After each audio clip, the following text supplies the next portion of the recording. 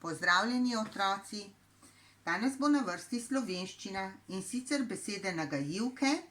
Včasih drugače slišimo, kot pišemo. Pomembno je, da me poslušaš in ponavljaš za menoj. Besede pa bom sicer tudi zraven zapisala. Tebi pa jih v zvezek ni potrebno pisati. Sol, pav, vesel, zdrav,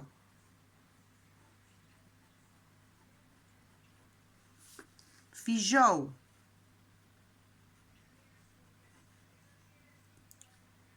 odrasel,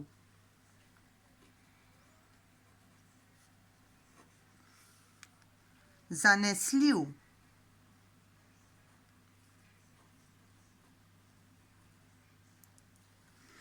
kako veš, kaj moraš napisati na koncu, L ali V, si pomagaš tako, da si v mislih dodaš črko A ali I. Soli in veš, da pišeš sol. Pava in veš, da pišeš pav. Vesela in veš, da pišeš L. Zdrava pišeš V. Fižol, fižola in veš, da pišeš L. Odrasla je L.